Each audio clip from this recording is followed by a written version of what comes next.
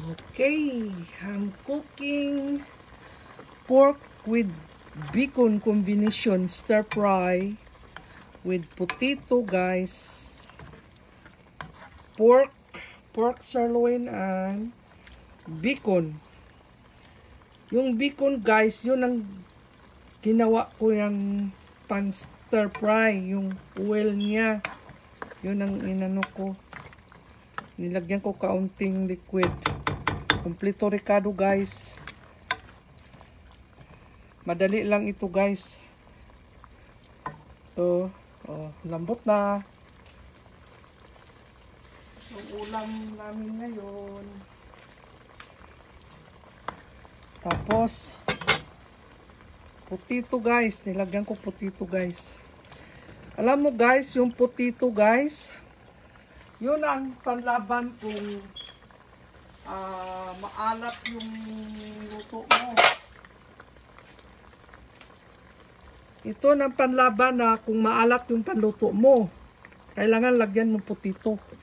Kasi yung alat niya sinisip-sip sa potato. Kaunti lang soy sauce ito, guys. Nilagyan ko ng Knorr. Kasi yung bacon medyo may salt na yung bacon. So, papalambutin muna natin yung potato, guys.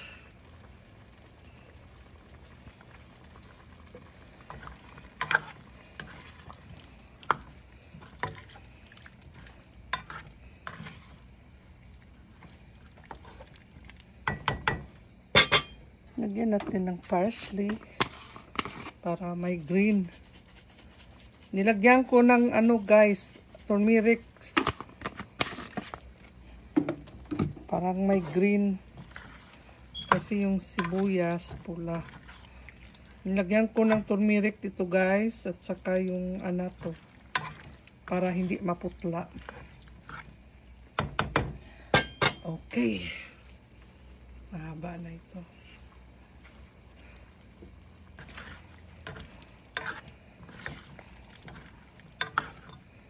Tikman natin ito, guys.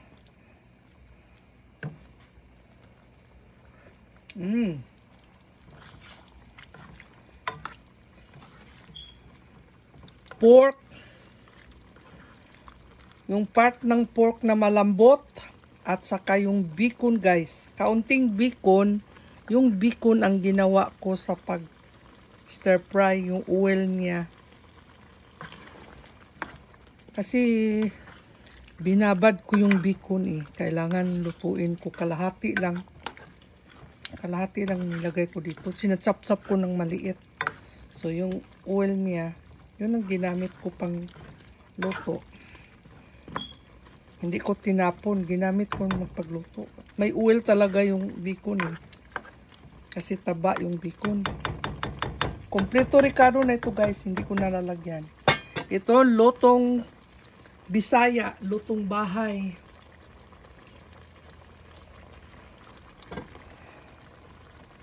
Lambot na yung pork, guys. Kasi ibang klase ito eh. Yung part na malambot. Daling malambot. Ito na lang potato, guys. Kailangan ilambot ko kaunti itong potato. Hindi i-overcook. Yan. Yun ang luto natin ngayon.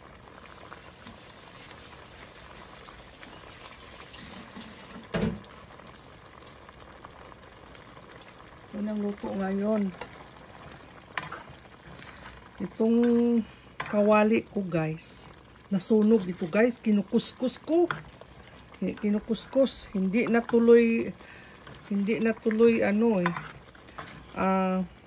kumikintab yung kulay niya. Kasi kinukuskus ko ng nasunog ito, guys. So ito, lutong Bisaya. Ito luto na sa probinsya.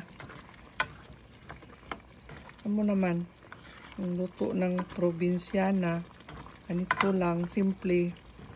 Buhay probinsya. Simpleng luto.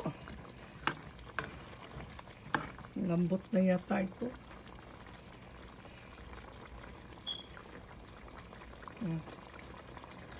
Kaunti pa.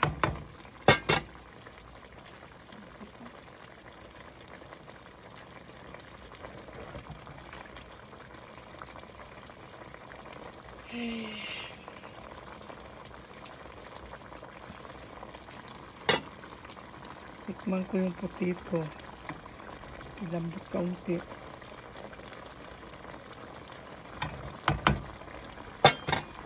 Kulang pa.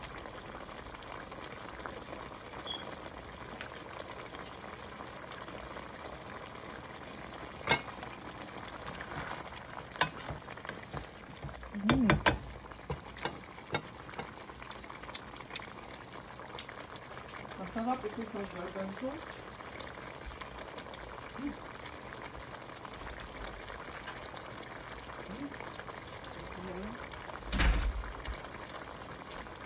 Masarap ito guys sa garbanzos guys. Pero nasa garahe yung mga dilata ko.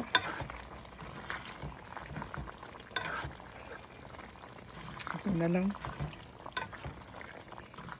Kailangan lutuin ito kasi nakababad na eh. Kasi sira.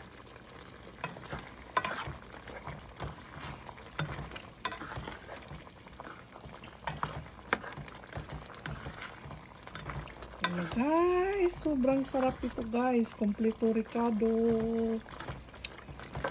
Mayroong more ito guys.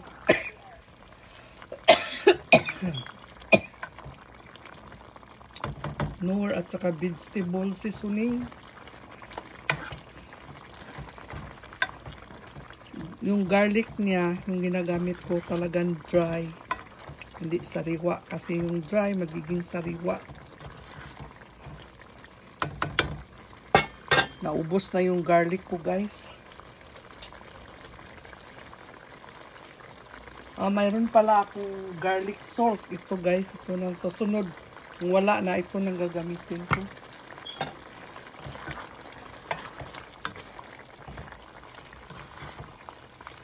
Hindi maalat ito guys dahil sa potato guys. Kailangan lagyan mo ng potato or beans dahil yung ginamit ko pang stir fry yung tawag nun yung bacon.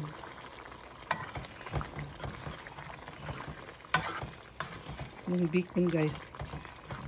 Kung magluluto ako ng bacon guys, itatapon ko talaga yung oil niya. So ngayon, hindi. Yun ang ginagamit ko pag stir fry. Hindi naman palagi. Cholesterol yun.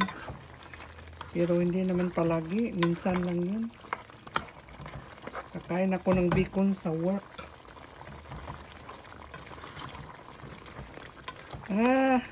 Lambot na siguro to. Lambot na, kaunti. Papatayin ko na to.